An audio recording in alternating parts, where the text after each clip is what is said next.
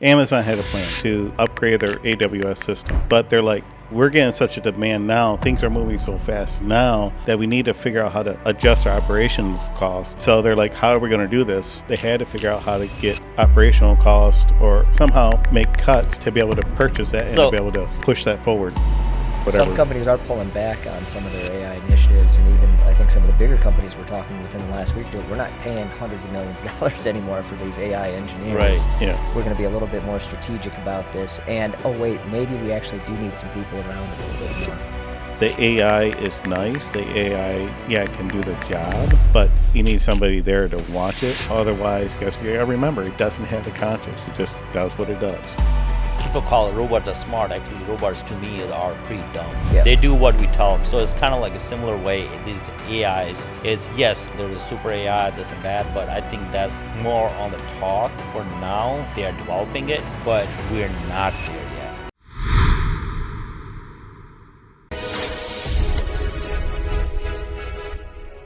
Welcome to episode 9 of Automation Breakfast. I'm your co-host, Keegan. Sandeep? And roll.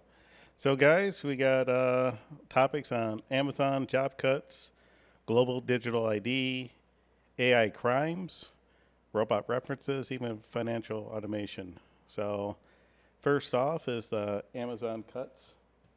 I know this has kind of been a big topic for a lot of people, and this gentleman kind of gives some insight on why these cuts are occurring. Amazon laid off 30,000 people today. The narrative is that this is about AI replacing jobs. The reality is very different, and I want to be really precise about it because it gets at corporate structure and finance and not really at AI in the way you think. So when people think AI layoffs, they think the robots are doing the jobs now, and therefore we are having layoffs. No. The people who are doing the jobs are more stressed if they're still at Amazon, but the AI automation story isn't actually hitting those jobs. What is hitting those jobs and is related to AI is the cost of chips. So NVIDIA sells chips to everyone, GPUs. Those chips are how we power AI, and none of the major cloud providers can get enough chips right now. Microsoft can't, Google can't. Google's in an easier spot, they have TPUs, and Amazon definitely can't. In fact, people don't know this, but AWS has a roughly 25% burning backlog on GPUs. In other words, they are missing out on revenue because companies are begging for more compute from AWS that they can't fulfill because they can't buy GPUs because they only had so much budgeted to buy GPUs. And so, yes, the layoffs are related to AI, but in this case, it is burning corporate demand for GPU chips that is hitting the capital expenditure budget of Amazon so hard that they need to find other ways to reduce fixed costs so they can meet the expectations of Wall Street around the overall margins of the business. And you might be like, well, why does that matter? They're all... So, stop right there, but... Yeah. So go ahead, Keegan. Well, it's interesting. We just had the AWS issue, I think, nationally, globally, last week, and it all kind of goes back to computing power, right? In my opinion, you have all these massive data centers, and some of the jobs that are going to be taken are strictly in that finance, accounting type roles where you still aren't seeing the job losses, I don't think, in the controls engineering space, the robotics space, right? Those roles I think are still hiring a lot. Right. So, I see he's talking about chips. So my thing is the whole harvesting of chips, is that backlog because of the material they can't find, or is it just a money factor? Because I personally think it's like what you were saying. It's not really. How should I put this? Amazon had a plan. Like everyone has a 5, 10-year, 15, 20-year plan. So they had a plan to, upgrade their AWS system. But they're like, we're getting such a demand now, things are moving so fast now that we need to figure out how to adjust our operations cost in order to purchase the hardware in order for us to keep up. Right? Yeah. Yeah. And so they're like, how are we going to do this?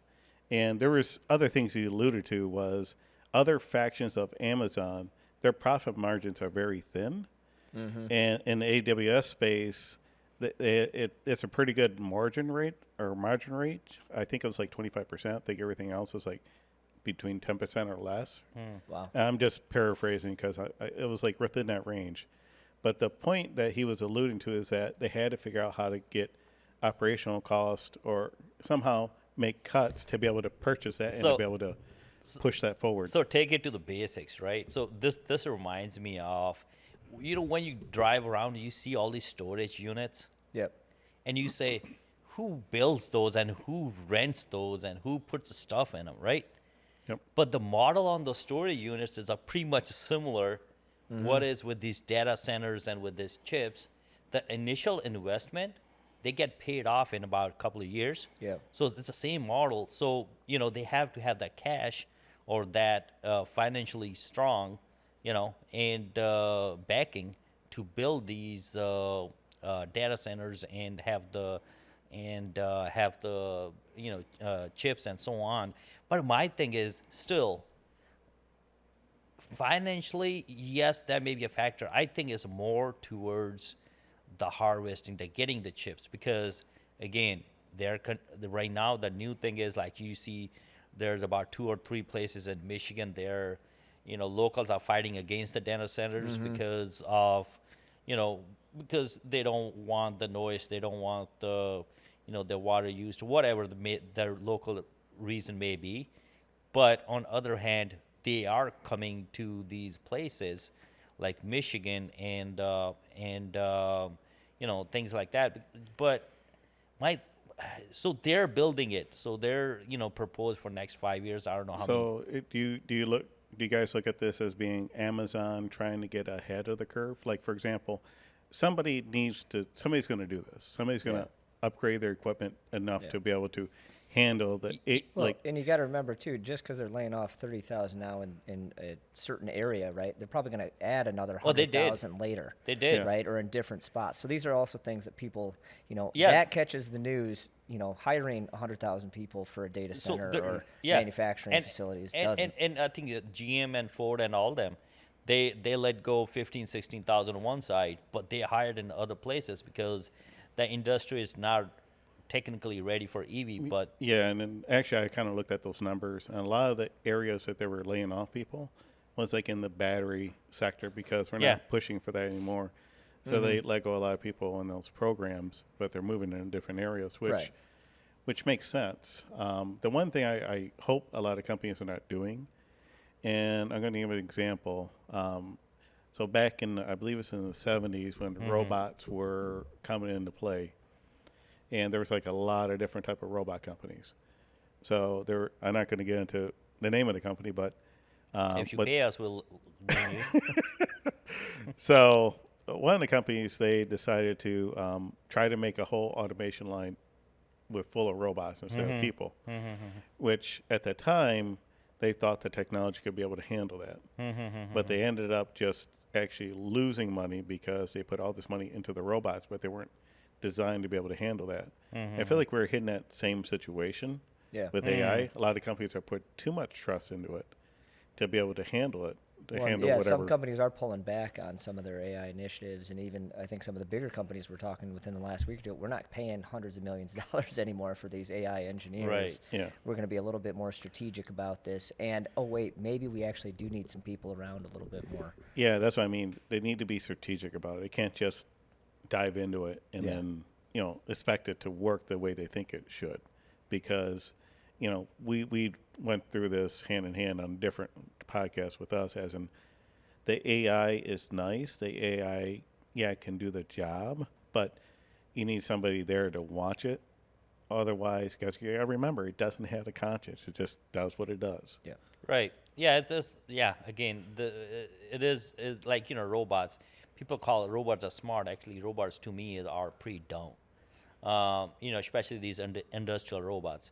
Yeah. They do what we tell them. So it's kind of like a similar way. These AIs is, yes, they're gonna, there's a super AI, this and that, but I think that's more on the talk for now. I mean, they are developing it, but we're not there yet. Right. But the infrastructure, again, those we just talked about chips and so on. This gentleman did, but the energy part too, right? Yeah. Are we ready? I mean, we're not even ready for EV industry. You would think we were Yeah, ready for no way. AI. Not even close. Yeah. we don't have the We don't have the infrastructure. infrastructure for We the don't. amount of energy. We're shutting down. Yeah. What were you going to say? Sorry. So we're shutting down all these energy plants because we want to be, environment friendly, which is great. But on the other hand, we don't have the infrastructure ready to replace those. Well, and here's the kind of the other sad part is that, electric bills are going up because of demand. We're paying for that AI. Yeah. Yep. So it's something that, there's a lot of different, honestly, the AI has created a lot of different good and a lot of different stuff that we need to think about as in where do we need to invest in other areas like the grid, like, and it's almost like person who's not using AI, they're paying for it through energy. So that's the biggest thing. So, it need to be allocated to people who are, charge whatever fee you're doing, but it shouldn't be just people like Amish people paying for it because they're not using AI. Well, speaking of fees and all that good stuff and AI, it brings us to our next topic. I'm pretty sure you guys heard about this. I know a lot of people sort of talked about it with the global digital IDs. This is really being pushed in Asia, like in China, Vietnam, and the UK. So here's a couple of different videos on what's going on over there. So the latest in this dystopian outrage that is now all of China apparently is I once again cannot buy food. A couple days ago, my uncle and my cousin helped me get a cell phone that is linked to a Chinese bank card so that I could buy anything. But now, apparently, it has been flagged for some reason, and I have to pass facial recognition identity verification, which is insane, because all I want to do is just spend my gift card balance on this debit card.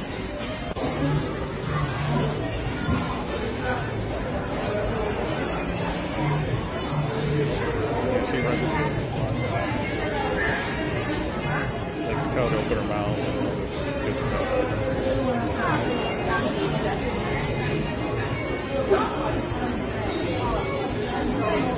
It's almost like that. I think it's messy. I can't believe I'm doing this. I have to open my mouth.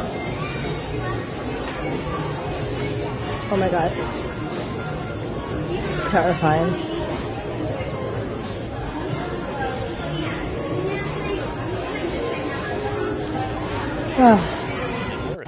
And of course, because it was my cousin who set this up for me, I did not pass verification. So that is, that is that's a scary side, right? How many times have you seen not just, something go wrong at the bank, but, this is now, okay, something could have gone wrong at the bank, or the government in this instance could say, oh, no, you did something wrong, you jaywalked, we're not going to allow you to purchase anything today, right? Yeah. So you have different levels there of just your standard, oh, shoot, something's wrong with my bank card, let me use a different bank card. Oh, wait, I can't even use any of them now. Well, this is technology, and technology, you cannot rely 100% on it. This one reminds me of that movie. What's the character in the Simon Says, right? Mm-hmm. I don't know what the name of that movie, but can't remember. It has a character that says Simon Says, or. No, I remember that one. Yeah, I remember, right? Yeah. So, anyways, that is kind of similar to it. It's like where we are with this digital ID, where, for my question is why even she got flagged? What was the reason it got flagged? And what system decided to flag it? So because that could happen to me driving and I ran out of gas, and I'm trying to use whatever the currency at that point is with a digital ID, and it got flagged because I'm going to the way where let's say the current government don't want you to go. Yeah. So they're just flagging anybody. So it's too much control, too much of control of the movement of the people. Yeah. So I think that's Well, no. I'm sorry to cut you off, but this video right here pretty much eludes the. So now, even though you go to Washington, you can't buy Washington stablecoins. There's no U.S. dollar. It's stablecoins by state. And the only way you can get access to buy these stable coins is if you had access to your bank. But you can't even get access to your bank because your digital ID has denied you. And now you have to pay your fees and taxes and everywhere in Texas. Then you can get access again to your general bank account because these will now become state and federal laws. This is why the British Prime Minister said, you cannot work in the UK unless you have digital ID. Denial by default. And people will try to usurp it. Say, well, I'll just do it under the table. But then they will have police looking for those people and they will throw them in jail. What the end goal is, a digitized, tokenized world. All things will be tokenized. Your house will be tokenized, your loans will be tokenized, and everything is controlled by smart contracts. And that's all you need. Use AI. Create a artificial civil war where you start having Texas and Chicago starting. Then you can have the Insurrection Act where the military can start intervening to stop riots. But courts still work. The police still function. Now with the Insurrection Act, you can just now use military. Martial law stops it all. You don't have no more rights. You have nothing. Whatever the military says you will do or you will be in prison. There's nothing that can stop that. The state can't stop that. Nothing can stop that. And so when people try to usurp this at the So in my thought, you basically become an illegal person or a citizen, and I mean, criminal. I would say even a criminal within your own country. Yeah, but just think about this, right? So all the people that don't pay taxes every year, right? Yeah. I know people that haven't paid taxes in a few years. Say, and where would Amish go?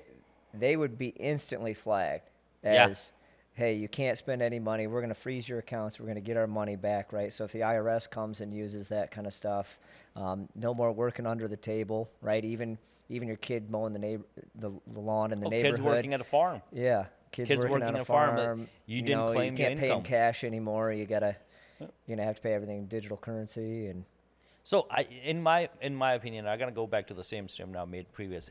This is more just control for free movement of people. Yeah.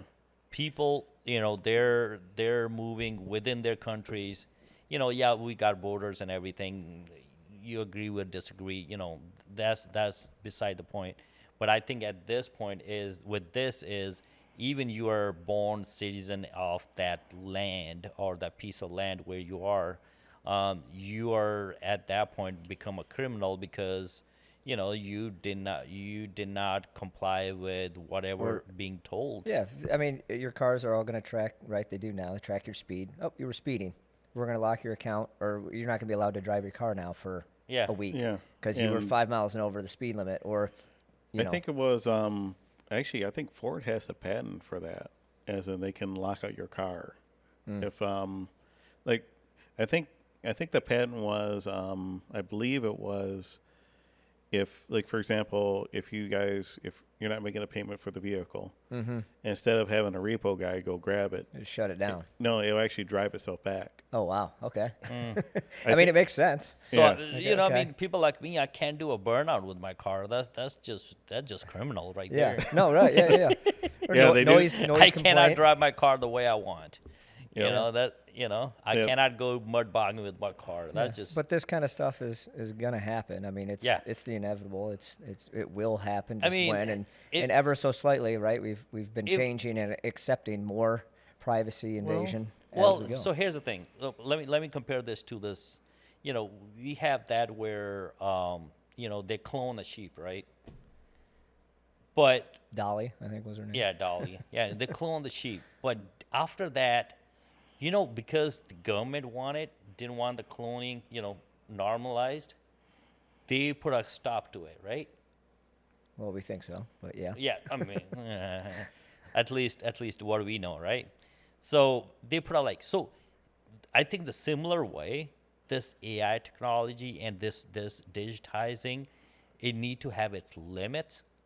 Yep. And those limits, they need to be, again, we talked about from day one, they need to be a group of people or organizations who are basically build a mechanism kind of like a Sigma, or iOS, like we have these certifications in manufacturing, right? Yeah. We have Sigma, we have other certifications, right? Sure. And a similar way, there need to be something mechanism that basically controls the expansion of digital AI technology, and so it's used ethically. Yep. Well, speaking of that, you guys are talking about, I guess you say we need to have some control of it. And actually, this gentleman talks about, I believe it was Vietnam. They're kind of pushing back on this. So. Vietnam has closed 86 million bank accounts. They've frozen them, seized the assets, but they've closed the accounts. And that's 43% of all the accounts. There's around 200 million in Vietnam. Yeah, they are. Yeah. Really? And the quote that they give is, prevent fraud and cybercrime. It's always in your best interest, except when it isn't. Can you imagine that number, 86 million, how many millions of people and families that have actually gone into serious trouble because they cannot access their account, either because they refused or couldn't give, the digital ID. That's what they wanted. You had to register a digital ID with biometric data. Give more of your privacy away without your choice. And if you don't do it, we'll take your money, whether you like it or not. And the Canadian government has already shown us how to do this, because they closed the accounts of the truckers because of a peaceful protest. How the people that authorise that are not in jail serving long sentences, well, is anybody's guess. But the serious point here is it's coming here. That. They're pushing for digital IDs. And what's going to be the pushback? When is it going to stop? We had it during COVID. Oh, just get one vaccination and you'll be fine. And then they took away your permissions after you got your vaccine and said, no, actually you need another one, and then another one. Yeah. The point is, these type of people, they keep on taking more and more. The more we give away our freedom, our power, the more they'll take. We are on the edge of a cliff. We don't actually act now and start saying enough is enough. Whether we have to form a brand new government, whatever it is we have to do, or just stop using cards, we have to show that we are not going to allow this or accept this. Because we all stopped going to work, or we all stopped using our cards. Yeah, I mean, they did very similar to that during COVID, right? Oh yeah, in Europe, you literally had to have they call it a green card to go into restaurants, to go places, and so this is just basically a trial run, and now they said, okay, we can do it. Now with this, it's even more digitized and that was beside the point of COVID and whatever view you had on COVID, right? That was beside the putting that aside. It's just again the control of people, their movement. Controlling people, that is the common theme between digital ID, between AI, between our cars. Everything is it comes in that same theme. And this gentleman talking about 86 million people, that's a lot. So it's half the country, he said. Yeah. Here's another thing too, and I'm saying this from from our point of view as engineers. Where in the hell they're going to store that data, and what the hell is going to, track this? Because, I guess a good question is, could this actually reduce corruption by using this ID? I don't know. I think it would cause more corruption. Well, depends on who controls it, right? If you believe the good guys are in control of it, or your team's in control of it, it's for the right cause, it's for the right reason. But if you don't think that, if you're on the quote-unquote opposition side, then you say, oh, well, they have all my information. I can't go to the store. I can't go to the bank. I can't use my car. So is that be a new way of invading countries? I don't know. Just saying, right? Yeah. I mean, you think or about causing the whole war. At that point, the whole war game has changed. That you're invading countries. You don't even have to have freaking if you seize assets. F-15, you just hijack their data and say, hey, we're shutting down every operation in your country unless you do X, Y, and Z. Well, and you see somebody's assets. everything's digital anyway, right? The bank doesn't even have, They don't say you have want to money. go in there and Every get time- $100,000, you can't get $100,000 out of a bank. No, you can't even gotta get give 3 them or 4,000. You yeah, have to you have gotta to ask actually them a tell week them ahead early. of time. I want my 10,000, 20,000. Yeah. And to So it's have all that cash in digitized the bank. already, so somebody could seize those bank accounts or Yeah. something Well, easily. Kind of the part I'm kind of thinking about is, okay, let's say Vietnam has their own system, China has their own system. Let's say we don't really do it, but now we go, like say we go for vacation in Vietnam. Do we have to register? Do we have to go through all this? No. Yeah. And I'll put it this way: they did that in Europe during COVID. So whether you were from there or not, so yeah. I didn't go Canada almost a yeah. year because of that. Yeah, so it's going to happen. Because I was like, You want to yes, you I want to don't use want our to get currency? Our currency is a digital currency now. This is how you have to pay for things. even it was like all the COVID thing was over, and they weren't doing tests on the borders, and I went to Canada, came back, and I received a text on my thing saying On your phone, you, yeah. you were in a space where Yep. there was a 'Cause potential they're COVID. tracking everybody's phones. Yeah. Yeah, Yep. there was a COVID, potential person who had a COVID, and you may want to get checked. And I was like, yeah, thank you, but no thank you. Yeah. it flew by you, Sandeep. Yeah. So we'll go on to the next topic. I know we beat this up pretty well. Oh. So this one is I don't remember which one it was. Sandeep or Keegan brought this Keegan. one up. Yeah. This one's a local one for us here in the Detroit area. So this basically deals with deepfake crime. Tonight on The Edge, a local man accused of using AI to create disturbing photos, now facing federal charges. He allegedly made nude images of a woman from another state and then stalked her online. Fox News' Jessica Dupneck has been following this story for quite some time, and she joins us live with the latest. Jess. Wow. Taryn and Roop, this is a big day for that social media influencer. Her name is Ann Blodgett. She's from Oregon. And when we caught up with her back in March, she was going through just an absolutely awful time. As you guys said, she said that someone was sliding into her DMs and then making pornographic images using AI. So the body was not hers, the positions were not her, but it was her face. And he was allegedly using them to sextort her. Take a look at this picture. This is 36-year-old Josh Stillman. He was arrested by the FBI on Tuesday at his Commerce Township home. He's charged with cyber stalking and interstate threats to extort. It started with those messages that the content creator Ann received. When she didn't respond, she says his intensity and those threats escalated, culminating in sexual assault threats. And then he sent her that cachet. Well, I'm gonna stop right there, but that's really wow. And this is wow. there's a couple commercials right now I think people have seen around where somebody takes a child's face and does things with AI to make horrific images out of it, right? So these are things that parents need to start understanding could happen and can happen to their children, right? Children, adults, anybody, and this is beyond like somebody is in a public eye. Yeah. Right? They may be influencers, they could be politicians, they could be doctors, they could be, if they're in a public eye and then, similar thing is done to them. Yeah. And yes, they are not guilty of it, but by the time you prove that you're not guilty of it, it's already... the old adage where, you send out the news and it's not true, but nobody sees the and here's the other part. Sorry, I want to add to it. Here's the other part. The people's where they can tolerate or they can fight back these things are nowadays are not to the level what they used to be.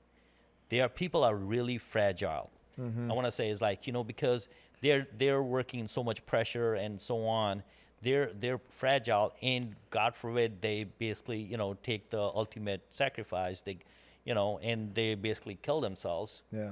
Because they feel like there's no way out of it at that point. And that's it's a scary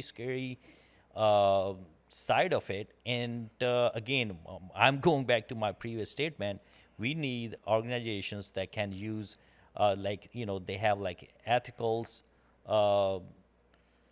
It shouldn't be allowed. That's number one. Well, And- nothing is allowed, but the criminal's doing it. Well, I know. Yeah, But and you're going to find stuff on the dark web all the I'm time. actually thinking of a different angle, as in, obviously this is horrible, but what I'm alluding to is that, I don't know if you remember a couple episodes ago, we were talking about, recruiters checking on people. And, he's checking online about this specific person applying for, let's say, an accounting job.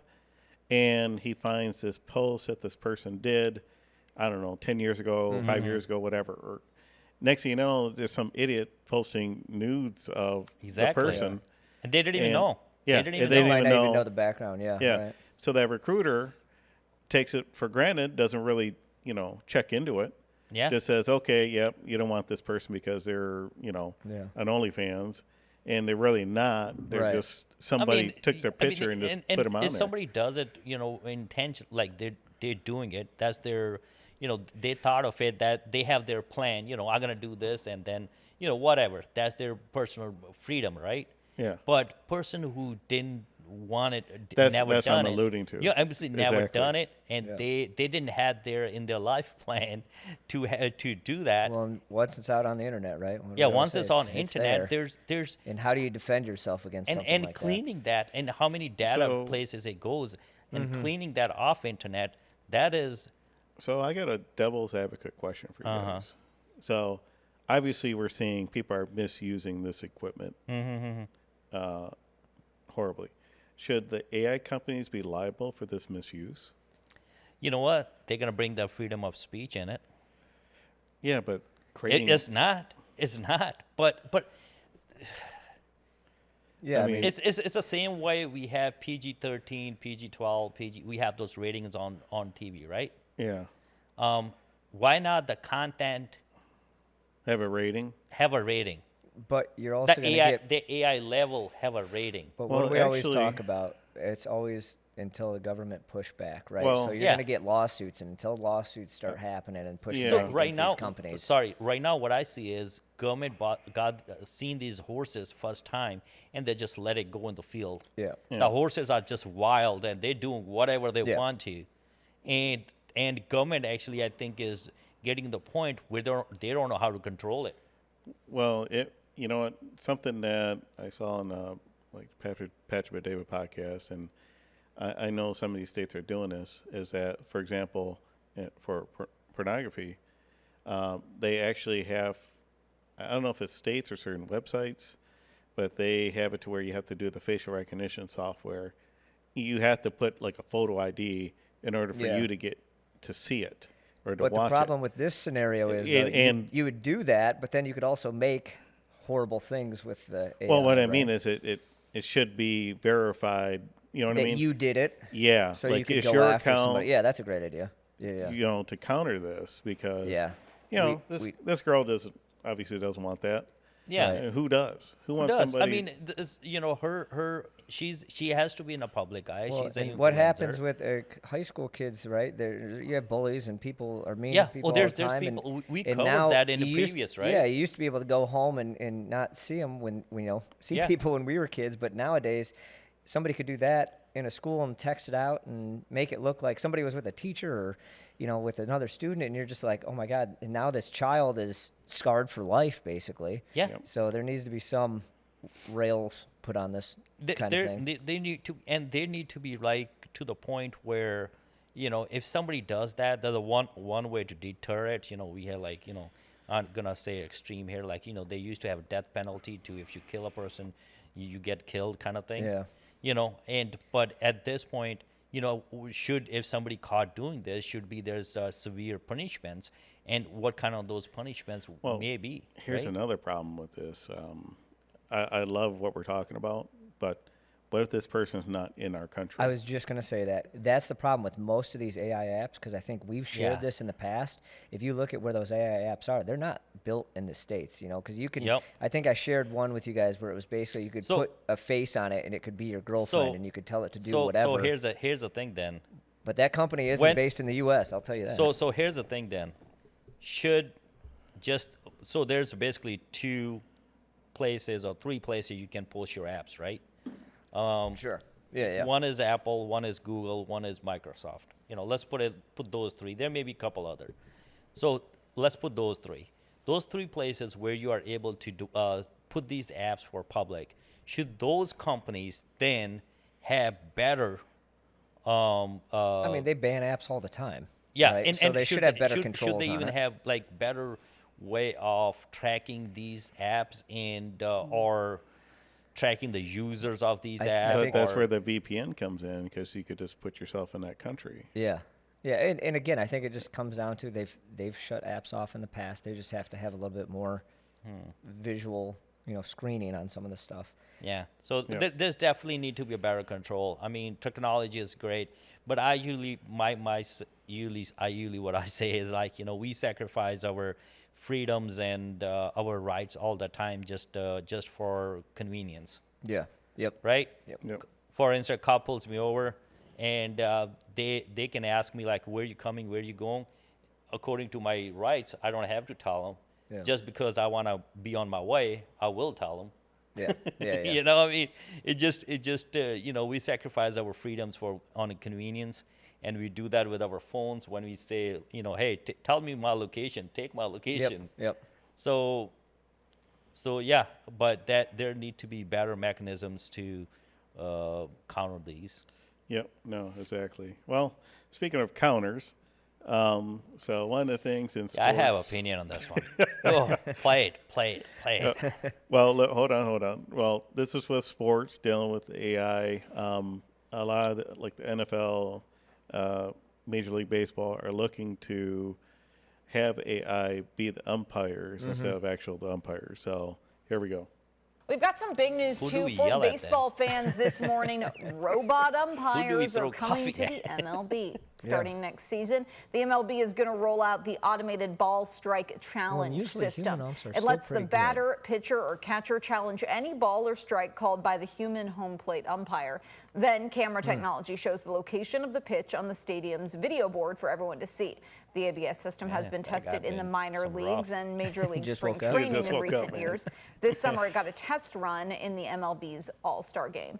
I'd actually be more interested to see this roll out for Little League and hopefully quiet some parent complaints. For news perhaps, media, I think would be a little more interesting to me. The complaints with that, yeah. I remember when.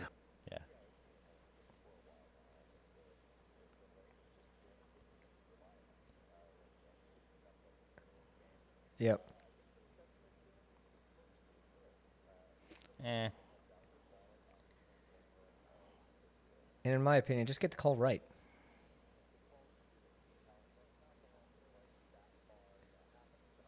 Right.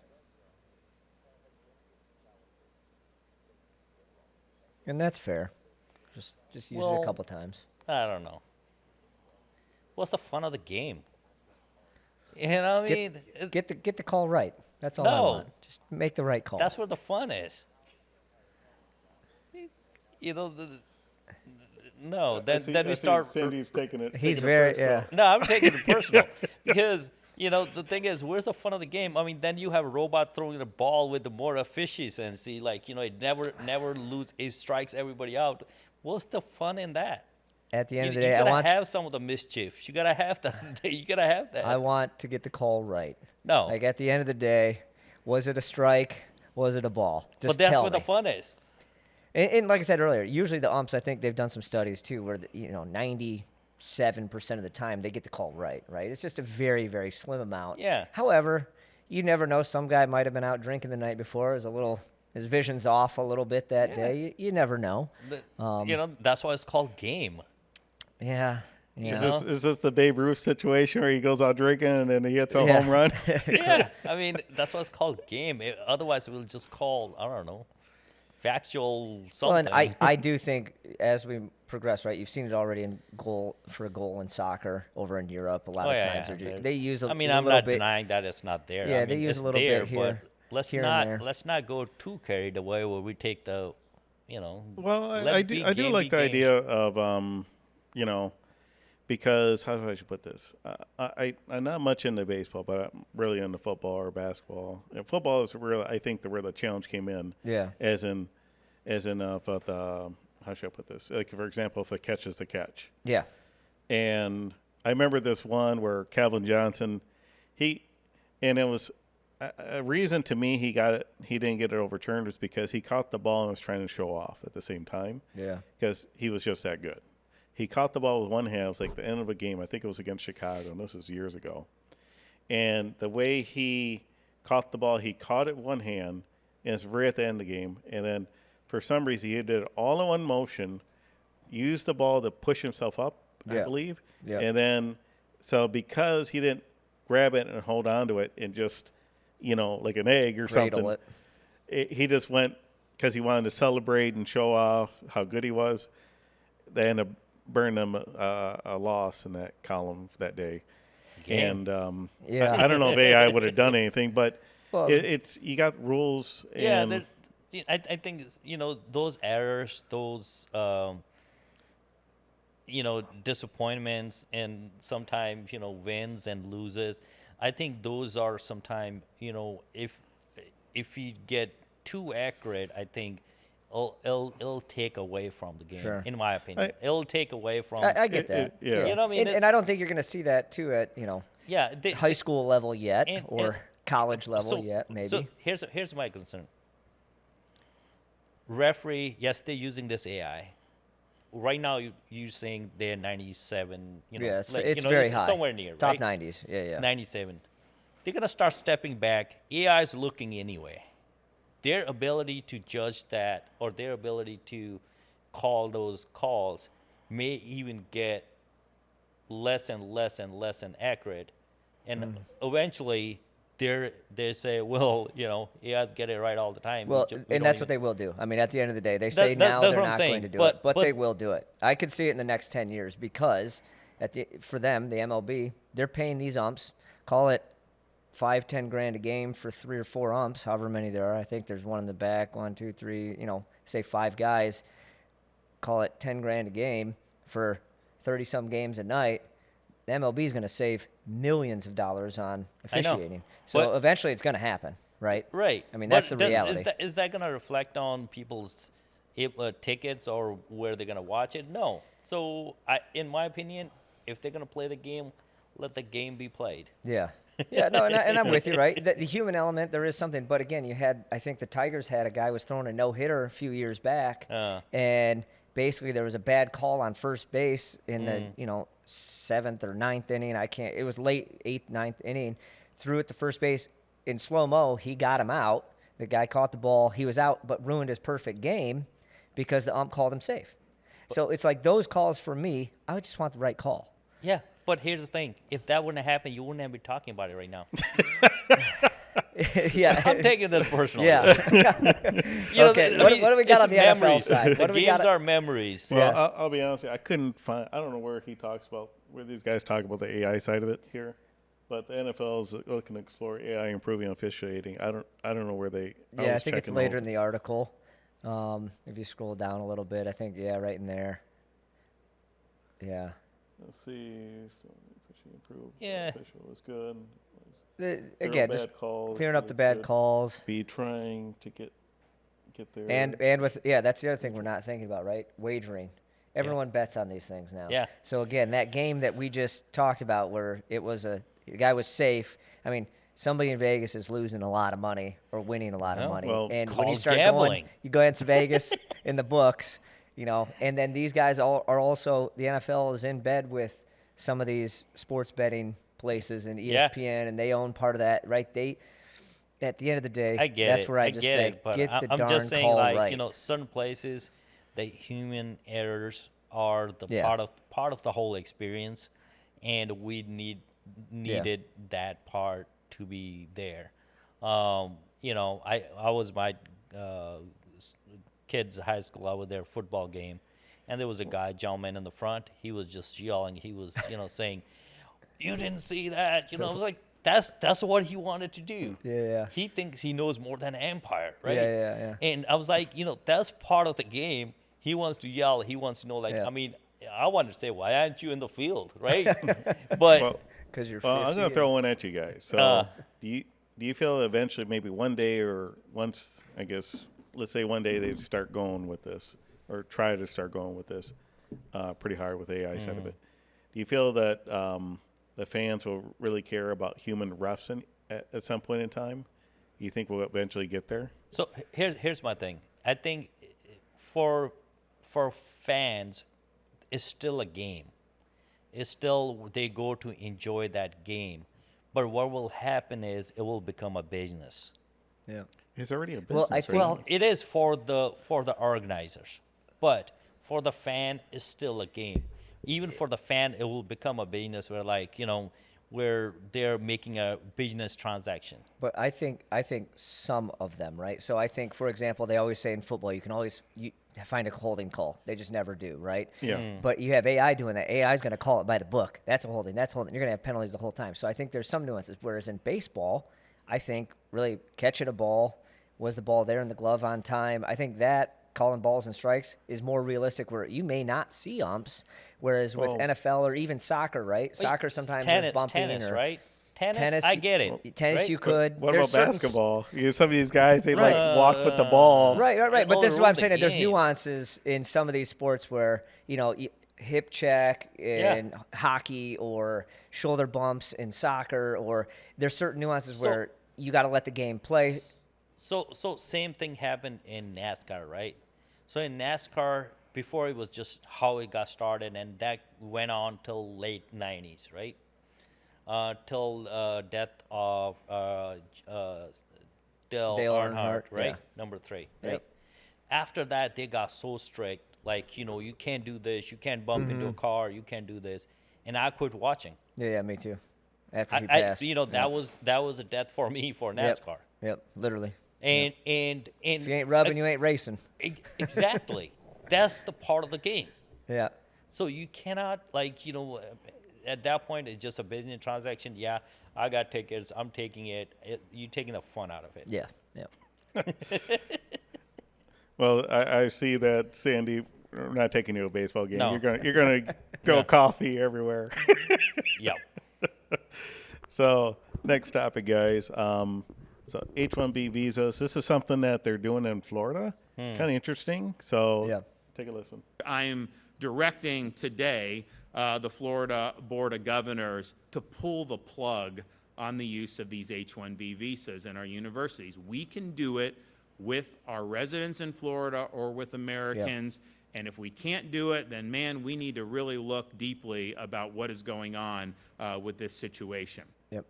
I agree with that completely. I often wonder, I think when we talked about something a few weeks back, I think it was the amount of international students at Harvard was like 30-some%. And I kind of asked, like, maybe they should be putting a cap on these universities for international students. You're telling me there aren't 10, 1,500 or 1,000 students that would want to go to Harvard, that we couldn't fill those seats with our own people here in the States? You know, I'm wondering. Well, you know, I thought he was more alluding to teachers, like teachers getting H-1B visas. Or well, it says universities and So universities basically teaching.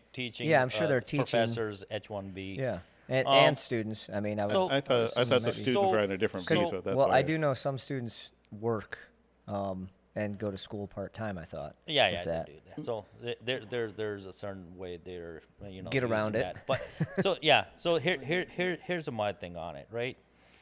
No.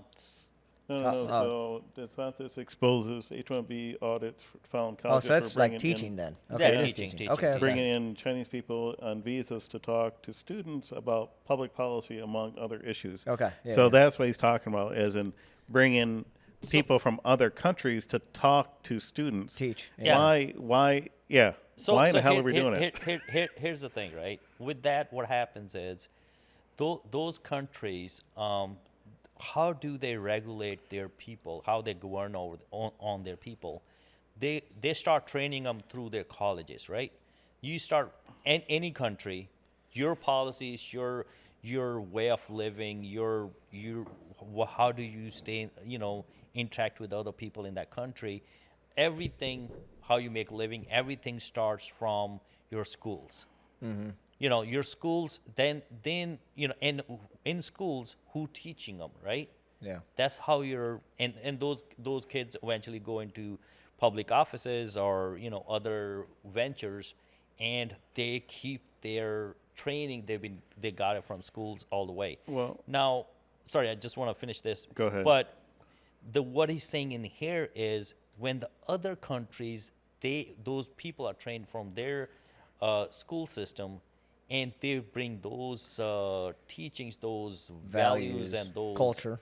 I mean, it's more than culture. It's more of their mindset. When they bring that mindset and those mindsets, they try to put it in. Why America is different, right? There's a reason America is different from other countries. Yeah, and you're bringing in people from, like the example here, from China. Yeah. Well, they're a communist country, correct? Yep. Well, beside that, that influence coming into our students. Now you see why the students then are, many of them now are pro-communism. Well, yeah, because they think it's nice and everything. It's always, what they say, grass is always greener on the other side of the bank or whatever. But till you get there, it's filled with alligators, right? Yeah. But it makes sense though, right? Like you're saying, it does make sense. Yeah, it makes sense. It totally makes sense because the reason America is different, even from its neighboring countries, is because the way America reacts to the situations. Yeah. Reacts to how the people, their freedoms. And I hear this, oh no, there's a freedom in Canada, there's freedom in Australia. No, it's not. They're still under the laws of the Queen. Yeah. Kings UK, king now. Where we just talked about their digital ID, the last episode. Yeah, the kings and queens, they still, and they still have their way of how they controlled people when they ruled the world. Yeah. And that still goes on in those countries. So our freedom is different. Our freedom is, do need to be protected just the way we try to USDA protects our crops and fruits and vegetables. Yeah. Same way, our way of thinking and our way of doing things need to be protected. Yeah. Well, here's something that kind of kills me. So it says, public policies. They're bringing people in to talk about public policies from China. I obviously push back from all of us, but China, let's I say look at it from a different perspective, as in the engineering side. AI, obviously, that technology in China is way more advanced than what we have right now. That would make perfect sense to bring somebody in from there to talk about that. Tech. Yeah, talk tech, talk something else. But would the Chinese government even allow that person to come here and teach and talk tech? I doubt it. They leave the doors and the windows open in that tech, so they can later on they can plug it in. And then send all of our data back there. Yeah. But anyway, I get that. Yeah. I was just saying, that would make sense, but unfortunately, that's not happening. I know it's a little off topic, but so there's a video around where this CIA is talking about how they didn't let Israelis in their headquarters. Every time they had a meeting with them, they do it in motels and other places, rented places, because every time they bring them gifts, it would be all wired with all these gadgets. And so they won't let. So it's the same way. Yeah, the Russians did that to us during the Cold War. And Israelis doing it. Other countries do that, and it's good for their country, but just not good for America. Well, speaking of not good for America. Okay. Oh man, the auto loan crisis. What's that? Oh man. Well, this will be kind of a wide eye-opening. I know we talked a little bit last time, but bring it back up again. Huh. I did not. Well, as millions of dollars pour into the Trump administration, a nearly record high number of cars are being repossessed as more and more Americans continue falling behind on their auto loan payments. This year, more than 7.5 million cars have already been assigned for repossession. That number, though, is expected to hit nearly 11 million by the end of the year. That's according to data from the Recovery Database Networks. Tariffs have played a part, increasing some sticker prices, with automakers saying they tried to hold off on raising prices when the tariffs first kicked in. But now many companies saying they just can't afford to do that anymore. So joining me now, automotive expert and co-founder of Car Edge, Ray Shefska. Ray, thank you so much for giving us some of your time today. we're hearing a lot of warnings about the auto finance industry as a whole being at a breaking point. Do you agree? We are seeing signs that the difficulty that many Americans are having in making their car payments is a growing and troubling sign. So yes, I think as we continue to see repossessions move forward and go up, you have to also consider that many of the large banks out there, the lenders, are actually increasing their loan loss provisions because they don't expect the loans that they wrote in the past to perform at the level that they thought they would. And in many cases, they're actually delaying the repossessions by trying to work with the customers to extend their loan terms, offer a couple of months abatement on payments. The repossession issue is a real concern at the moment. So, Ray, walk us through that. I mean, how many payments can borrowers generally miss before that big tow truck shows up at their home, at their job, or? So here's the thing, right? They're letting customers extend and they're blaming on tariff, like they're letting their customers, keep their cars. How about drop that price? Yeah.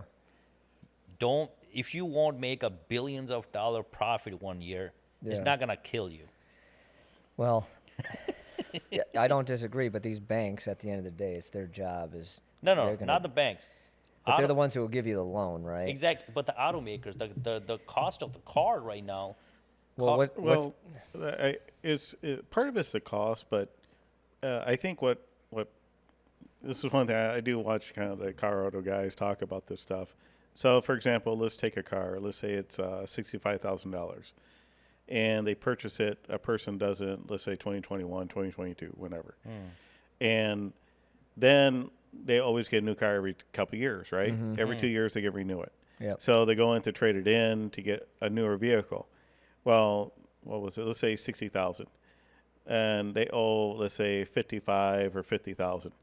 Well, that car dropped in value all the way down to 30,000. Right. So there's that gap. Yep. So either they got to cover that gap, or they push that money onto the next loan, and that's what's happening. So on the next loan, and with again the next car, let's say that car is 80,000, and then they push that 25,000 gap because that car depreciated that much, and they can't cover it by cash.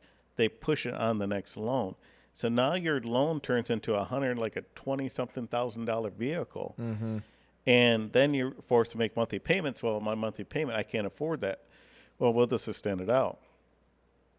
So now you're seeing 84-month payments for like $1,000, like 84 months. What is that? Yeah, like 7 years? And if your car payment is more than your mortgage, that is something. There's something wrong there. Just saying is like if you calculate that in 84-month typical car loan is like 3 to 4 years or 5 years. That's what's supposed to be. Well, I'm saying if you shorten that and we calculate the payment, then that is more than your mortgage. Yeah. At that point, the payment is more than your mortgage, and there's something wrong with that. And the difference between 2016 and 2025, last 10 years, the average car is you can literally buy a car for that one 10 years before that. Yeah. $16,000, you can buy a Toyota Corolla. Well, and I think there has to be some sort of awakening here with the auto industry too. Like we talked about with this dealership issue and the cost of vehicles and everything's being so high. I mean, we'll buy used cars, and you can get one for 2 or 3 years old that's 50% off of its sticker price. Well, let me ask you guys this: is the responsibility more on the person that's doing this and signing these contracts? It's all or above. On the banks or all the above. Dealerships? I'm not going to not blame the person who does it, because at the end of the day, they should be able to budget. Okay, I make this much money per month. Here's what my payment is. If I want to put 25 or 50% of my money into a vehicle, I mean, that's insane. But, I can't stop you from doing that. It's insane that the bank would allow that. And the bank would say, "Oh yeah, here's your monthly income, and this is what you're when the pay banks for a used car." to reject you for not to get a loan. Remember those days? Well, that's No, kind not of one of the things I saw when one of the guys on the, I think his podcast called like Car Answer. He was talking about how I guess the banks have to repo these vehicles, but it's gotten so bad that they actually have to start repoing at the dealership because they're not making the payments. Oh, yeah. Oh, the dealerships aren't. Because everything on their lot is bank owned. So when you see those tent sales, the bank is pushing them, and when you go in there and say, I only want to pay this much, dealership says, we want to make at least $3,000, $5,000, and the bank says, well, no, we're selling this car even though you don't make money. Yep. So that's why they go back and forth to do that little dance. Yeah. And that's that what makes that's sense. about. But at the end of the day, in my opinion, vehicle prices have got to come down, right? And Yeah, whether they need to. these our OEMs here in the States figure that out, or we're going to have Chinese vehicles here that are listed, for $120,000, you're going to buy for $30,000. They'll just be stamped and different way, made in somewhere else, but indirectly we'll get those cars here. Yep. Yeah. Yeah, exactly. So, next topic, I wasn't able to find a video, but it talks about surveillance bans and superintelligent warnings. So hundreds of public figures, including Apple co-founder Steve Virginius, urges superintelligence ban. So essentially what we were talking about earlier, trying to restrict some of this stuff. Yeah, so you've got a bunch of these high-figure billionaire types now starting to, wait a minute, maybe we're moving a little too fast towards superintelligence. I think even Elon Musk has mentioned that in the past, but now you've got other... I put all that burden on governments. I put that burden on governments. And you have from the beginning of this conversation. Yes, I have. And I will keep doing it because the reason they're governing, the reason they've been elected is the safety of the people. And the safety of the people is not just me not getting shot at going down the road. Yeah. Safety of the people is how you providing that safety for next generations to come. How you providing like their job security, how they're providing their living standard security. So there's all different kind of security. So this is just part of that is how do you keep leaving the humans to be human? Yeah. At that point, you don't want to be, RoboCops be. I mean, all for automating places where safety is a concern for a human. So my mantra is always robots should work in a benefit to where they're making lives better for human rather than making an obstacle or going against a human. So that's pretty much my take on that. And if these guys saying it, government better listen. Yep. Exactly. So guys, we'll end it on a positive note. Speaking of, what do you mean positive? It's just all positive. I've been spewing a positive thing all this podcast. So. I was going to say, I don't know if you guys remember the show Knight Rider. Yeah. And I custom my car to it. Yep. So this is like one of my favorite shows. And obviously, if you guys remember, the show had the car KITT and Michael Knight. I had some of the car KITT. I had a Dodge Stealth, the back light. And back then, I put an LED that would go back this and that. Cool. Yeah. I got pulled over for it, but I still had it. Living on the edge. Oh, yeah. So we'll get into the video. Hey, KITT, could you activate surveillance mode? Understood. Engaging surveillance protocols now. Wow. All right, folks, so this is just a little thing that I've been working on now called surveillance mode. It's an update for KITT to allow him to be a little bit more autonomous. So typically when you talk to him, you are the one engaging him and then he responds. Yep. But now, with surveillance mode active, KITT is going to actively start looking through the cameras around the car. So if I come over here, I'm now in view of him, and sometimes it'll take a few seconds because I have it set to give time for you to leave the car, essentially. So once he starts actually doing it here. Levi, my creator, you in the t-shirt and bracelet, still fiddling with that phone? Honestly, the things you humans get excited about are quite perplexing. Wow. Yeah, we definitely get excited. But let me tell you what, we get very excited about you because this is a lot of fun, man. It's incredible. Yeah. Levi, still fiddling with that phone, are we? Honestly, the fixation humans have with these rectangular trinkets is quite baffling. My optical senses detect your presence outside the driver's window, as well as the peculiar array of electronics you're currently engrossed with. It's a far cry from the elegance of a fully operational surveillance. So, but yeah, this one, obviously brought memories, and honestly, at the time, fantasy. Who knows, would become a reality. Yeah. You guys would have thought right now, like, this would be a reality, or definitely could be. Well, like we say almost every episode, things we see we're gonna be here like in 10 years are here in 10 days, and things which we thought it should be here today, and they're not even talking about. Still waiting for flying cars. Yeah, well, they're there somewhere. Only if our FAA allows some of these drones to pick up more than what they need to. Yeah. We'll talk about that. Oh, definitely. All right. Well, would you, out of curiosity, guys, would you actually trust a car that will talk to you? No, I just want my car to be car. Look, the Tesla's already kind of talked to you already. Yeah. Right? So I don't want my car to lock up because I did a burnout. I'm still on that. But it will happen in the next several years, right? I think there's some companies. The report will go to your insurance company, and that you did. Well, not just that, but I'm just saying, just talking to you in general, right? It'll become your friend. Say I've got a 4-hour drive to Chicago from here.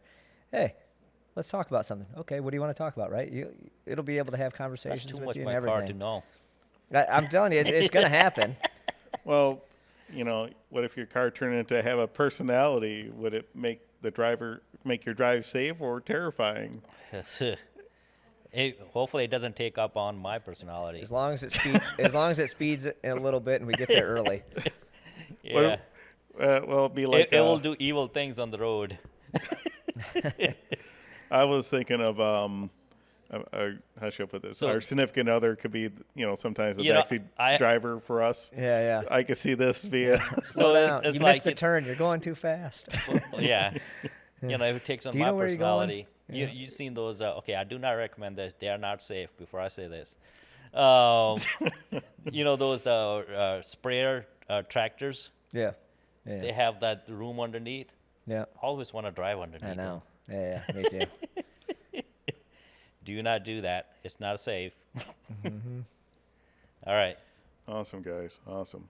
Done. If by the way, if you guys ever want to give me that for Christmas, I'm more than happy to take it off your hands. I got a 3D printer. A little one, a little model. Oh, you didn't say what size.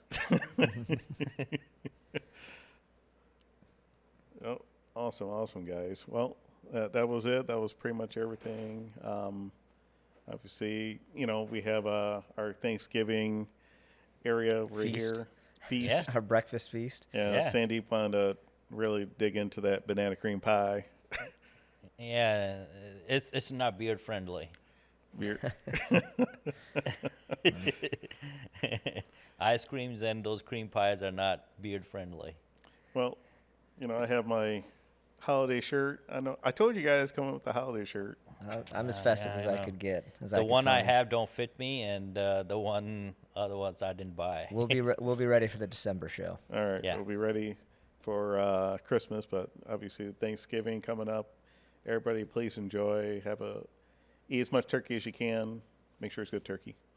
Yes.